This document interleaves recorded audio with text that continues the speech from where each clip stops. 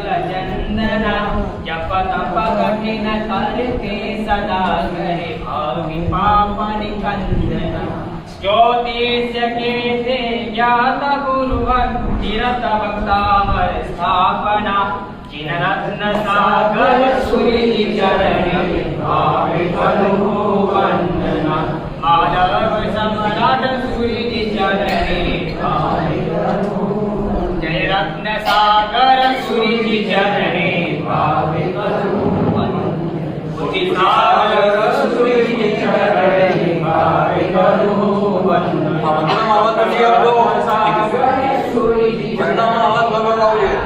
सागर सूर्य जी चरण भावे करो वंदना सागर सूर्य जी चरण भावे करो वंदना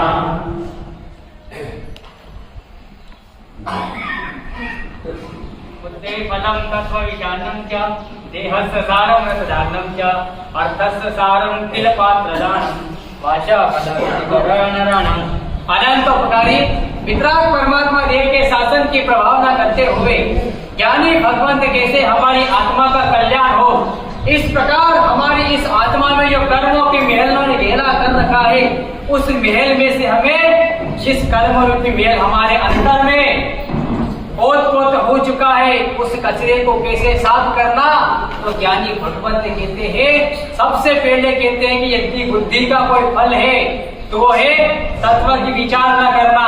दूसरे नंबर पर कहते हैं कि देहस्य सारम रतदानं च, मिलविस मानव काया का यदि कोई उपयोग है, सदुपयोग है, तो वो है देह को रस को धारण करना। और तीसरी बात हमारे सामने प्रस्तुत करते हुए कहते हैं कि यदि हमें मिलविस मानव संपत्ति का यदि कोई सदुपयोग करना है तो है सुपात्र में दान करना। दान 5 प्रकार के होते हैं, अभय दान, सुपात्र दान, उचित दान, कीर्ति दान और अनुकंपा दान। समस्त जीव की आत्मा का कल्याण हो, सभी जीवों में शासन का रसिक बनाओ, ये भावना जिसके अंतर में ओत पोत बनी हुई रहती है, ये भावना जो भाता है, सभी जीव करो शासन रसी, ऐसी भाव दया दिल में धरी, जो हो मोजा शक्ति हिसी, सभी जीव करो शासन रसी। हर व्यक्ति को में शासन का रसिक बनाओ, हर जीव की आत्मा का कल्याण हो, हर व्यक्ति मोक्ष में जाए, ये भावना जो भाता है, वो व्यक्ति तीर्थंकर नाम कर्मा निकाचित करता है। दान में दान श्रेष्ठ दान, यदि कोई दान है तो अभय दान है। हमारे परमात्मा का विशेषण भी है अभय दयानम। अभय दान से न जाने कितने व्यक्ति ने अपनी आत्मा का कल्याण किया है। आपने सुन रखा है भगवान शांतिनाथ की आत्मा मेघरथ राजा ने एक पाड़ेवा की रक्षा के लिए खुद का समर्पण कर दिया था, और प्रसंग तो आपने सुने रखा होगा। उस एक कबूतर की रक्षा के लिए मेघरथ राजा की आत्मा ने वहां पर तीर्थंकर नाम कर्मा निकाचित कर लिया, और भगवान नेमिनाथ परमात्मा को भी जीव दया के कारण एक ऐसे परमात्मा है जिनको कभी सामान्य उपसर्ग नहीं हुआ, बिना उपसर्ग के परमात्मा ने केवल ज्ञान को प्राप्त कर लिया। एक तरफ हमारे परमात्मा महावीर को देख लीजिए, जिन्होंने 12.5 साल तक घनघोर साधना करी और न जाने कितने उपसर्ग सहन किए। पर याद रखना, तीर्थंकर परमात्मा की रिद्धि में, तीर्थंकर परमात्मा के अतिशय में कोई अंतर नहीं रहता है, पर वहां पर मुख्यतया जीव दया का ज्यादा, अभय दान का कुछ अपना अलग ही महत्व रहता है। जो व्यक्ति अभय दान देता है उसकी आत्मा का अवश्य कल्याण होता है। और याद रखना, आप सुपात्र में दान करो, उचित दान करो, कीर्ति दान करो, उन सभी दान का फल आपको इस भाव में ना मिले पर आने वाले भाव में मिलता है। पर जो जीवों की दया करता है, अभय दान देता है, उसका फल उसे इसी भाव में हाथों हाथ मिलता है। कभी भी जीव दया का फल निष्फल नहीं जाता। चेन्नई के हाईवे पर एक बस जा रही थी और रात के 2 बजे एकदम ब्रिज था और इधर घनघोर घाटी थी, नीचे घनघोर खाई थी। और अचानक से वो बस अनबैलेंस होकर खाई में गिर गई और जाते जाते एक पेड़ पर जाके लटक गई। उस समय सभी यात्री चिल्ला रहे हैं, सभी आवाज कर रहे हैं, पर हो सकता उन सबके कोने के हृदय से रात्रि में आपको पता है पुलिस की जीप जाती है, वो पहरा दे रहे थे जिसको कहते कंट्रोल वाले जा रहे थे। उन्होंने आवाज सुनी और टार्चों की लाइट ले जाकर देखा तो एक बस जो कि खाई में गिरने वाली थी पर पेड़ के सारे अटकी हुई है। उन्होंने देखा इसके अंदर तो बहुत सारे यात्री लोग फंसे हुए हैं। उन्होंने जब आकर देखा तो उन्हें पता चला कि ये व्यक्ति जरूर बच गए। बाद में मालूम पड़ा वो सभी जैन यात्री थे। उन्होंने कहा हम अभी क्रेन को बुलाते हैं और आपको निकलाते हैं। उन सबको वहां से निकलाया और उन्होंने हाथों हाथ वहां पर फिर जीव दया की टिप करी, क्योंकि उनको पता था यदि आज हम बच गए तो जीव दया के कारण। और जितने भी यात्री थे सभी ने वहां पर जीव दया की टिप करी और वहां पर 5 लाख जीव दया के लिए एकत्रित हुआ। सबने कहा यदि हमने हमारे जीवन में अगर जीव दया नहीं करी होती तो आज हमारी ये दुर्गति होती। दूसरे नंबर पे आता है सुपात्र दान। सुपात्र दान 7 क्षेत्र के अंदर किया जाता है। 7 क्षेत्र आपको पता ही है, साधु साध्वी शावक शाविका जिन बिंब जिन आगम और जिन चैत्य, इसके अंदर किया हुआ दान वो सुपात्र दान होता है। और उचित जगह किया गया दान, जैसे हमें हमारे नगर के अंदर कुआं खुदवाना हो, तालाब खुदवाना हो, शमशान घाट बनवाना हो, तो वो हमारे लक्ष्मी का उचित जगह हमने दान किया। और यदि हमें हमारे दान की कीर्ति के लिए दान करना हो तो उसे कीर्ति दान करते हैं। और फिर आता है अनुकंपा दान। किसी को थोड़े समय के लिए जिसको जिस चीज की आवश्यकता हो उस दान के लिए क्या दान, वो अनुकंपा दान होता है। पर हमारे ज्ञानी भगवंत ने दान के 5 भूषण बताए हैं और दान के 5 दूषण बताए। तो सबसे पहला हमारे दान का भूषण है, उस भूषण का नाम है आनंद के आंसू। यदि आप सुपात्र दान करते हैं तो कभी आपकी आंखों में से आनंद के आंसू आए? जिसके हृदय से यदि आनंद के आंसू आ गए क्योंकि आज मुझे गुरु भगवंत का लाभ मिल रहा है, कभी मैंने मेरी जिंदगी में ये लाभ नहीं लिया। शालिभद्र की आत्मा संगम देव उसकी शहरी में रोज गुरु भगवंत पधारते पर वो कभी लाभ नहीं ले पाता।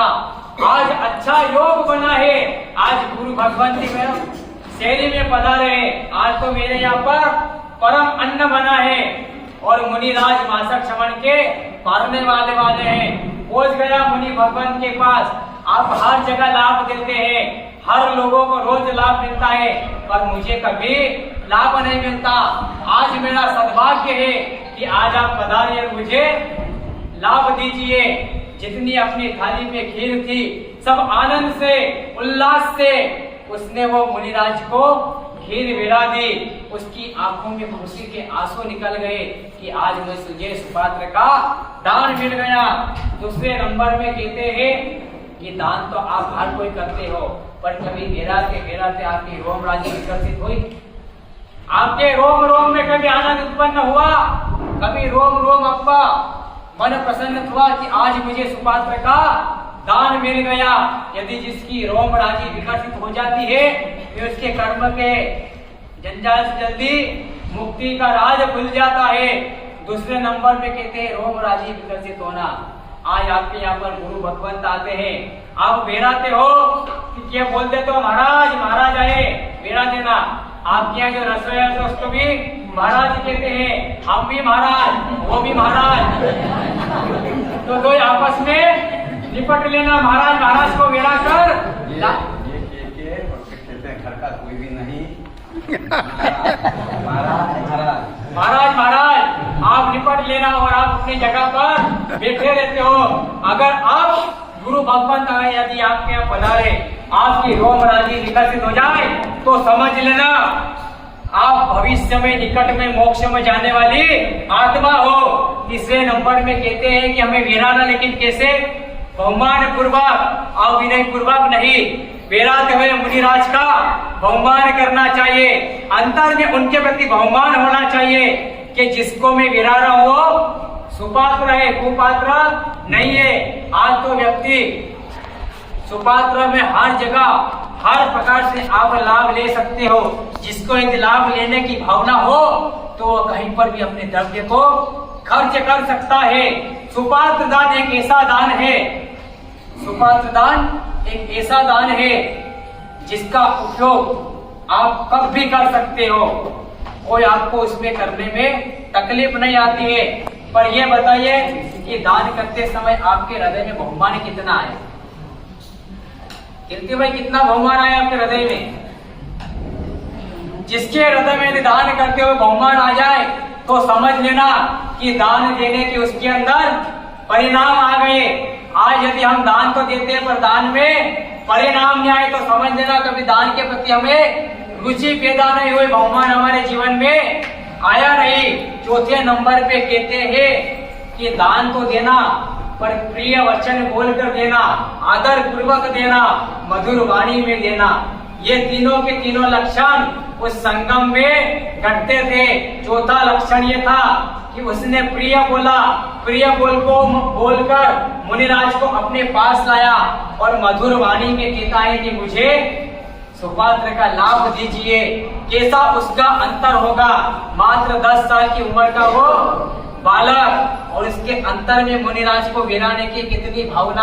आप तो बड़े पुण्यशाली हो कि महान पुण्य के उद्देश्य से आपको सुकृत करने का लाभ मिला। और ये तो सिद्धाचल गिरिराज है, यहाँ पर यदि एक सादर में भाई को भी आप भोजन करते हैं, सुपात्र सादर भक्ति का लाभ लेते हैं तो 1000 से 10,000 से ज्यादा साधर्मिकों को अपनी भक्ति कर लिए इतना लाभ आपको यहाँ पर मिलता है। और आखिरी कहते हैं कि आपने जो दान दिया है उसकी अनुमोदना कीजिए। अनुमोदना करना है लेकिन कभी किसी को बताना नहीं है कि मैंने सुपात्र में दान किया है। वो संगम ने उसकी माता से मरते टाइम भी नहीं कहा, आज तो वो अनुमोदना कर रहा है कि मैं किसा महान पुण्यशाली की मुझे आज सुपात्र में दान मिल गया। और दान भी गुप्त होना चाहिए, कभी किसी को पता नहीं जानना चाहिए, तभी तो सच्चे दान की अनुमोदना होती, तभी तो दान के 5 भूषण कहलाते हैं। ऐसे कि ऐसे दान के 5 दूषण भी है। तो पहला दूषण है अनादर करना। अनादर करना ये न, यदि हमारे यहाँ पर पता है महाराज आएंगे तो ठीक, नहीं आएंगे तो ठीक, इतने को मैं बेड़ा आ रहा हूँ, 1-2 को और बेड़ा दूंगा। जो वाणी में ही दूध की जगह विष निकले, झेर निकले, उस वाणी में और अपने मन में जो सोचे अनादर करना। ठीक है महाराज आए तो ठीक, नहीं आए तो अपने तक क्या बेरना होगा तो खेल के चल जाएंगे, नहीं तो हम बोले हमारी जगह भली। इसको कहते हैं अनादर करना।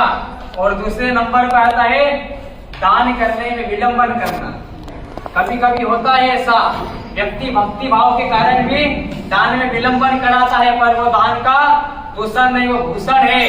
क्योंकि आपको पता है कि हाथों हाथ दान करना चाहिए। कबीर जैसा कबीर भी कहता है, काल करे सो आज कर, आज करे सो अब, प्रल में परे बच जाएगी फिर करेगा कब। तो जिस प्रकार जैसा संयोग हो, हाथों हाथ हमें दान करना चाहिए, पर विलंब कभी नहीं करना चाहिए। अगर विलंब कर लिया तो हाथ में मिला हुआ हमें, जैसे रत्न हाथ में आ गया, चिंतामणि रत्न आपके हाथ में आ गया, उसको आपने समुद्र के अंदर फेंक दिया, क्या मतलब रहेगा इससे चिंतामणि रत्न को ग्रहण करने का भी। तो हमारे ज्ञानी भगवंत कहते हैं दान तो देना, पर दान देने में कभी भी विलंबन नहीं करना। तीसरे नंबर पर कहते हैं तिरस्कार करना। आज आप हर जगह अनुकंपा दान तो करते हो, पर कैसे तिरस्कार पूर्वक। साधर्मिकों को दान तो देते हो पर तिरस्कार पूर्वक, पर कभी जीवन में तिरस्कार नहीं आना चाहिए। दान का सबसे बड़ा भूषण है, भूषण नहीं है। गुरु भगवंतों को आप बेराते हो, पर कोई कोई ऐसे होते हैं जो तिरस्कार पूर्वक बेराते हैं। वो सोचते हैं महाराज कितना बेरेंगे, इनको कितना खावे, वापरने वाले एक जने बेर रहे 5 जने का। ये मुनिराज के ऊपर साधु सारी भगवंत को ऊपर निर्णय करता है कि किसको कितना बेरना। पर बेराने वाले के भाव उत्कृष्ट भाव होना चाहिए। बेराने वाला सुदर्शन से और एक तरफ अनुबंधा करने वाला वो जीरण सेठ। लाभ ज्यादा किसको मिला? जीरण सेठ को ज्यादा लाभ मिला। और जो घी का दान मेरा ऐसा वो सेठ भी थोड़े समय के लिए अगर और प्रबल भावना माता तो उसी टाइम उसे वहीं पर केवल ज्ञान उत्पन्न हो जाता। पर उसके वहां पर भाव गिर गए, उसके मन में भी थोड़ा सा तिरस्कार भाव तो आ गए। मुनिराज कितना बेरेंगे? वो कहता है महाराज गिर रहा है। मुनिराज कहते हैं कि वो नीचे घी नहीं, तेरे भाव गिर रहे, तू गिर रहा है। अगर थोड़े समय के लिए तूने शांति रखी होती तो छपक सैनिक को तू पार कर जाता और केवल ज्ञान तुझे उत्पन्न हो जाता। चौथे नंबर में कहते हैं कि अहंकार पूर्वक दान देना। आज व्यक्ति दान तो देता है पर अहंकार पूर्वक कहता है कि मैंने फलाने जगह इतने का दान दिया, इतनी जगह इतना मैंने खर्चा किया। पर याद रखना अहंकार पूर्वक दान देने के कारण वो सेठ जिसे नियम था कि रोज 1 लाख सोने का दान करूंगा और उसके सामने एक बूढ़ी औरत थी और वो एक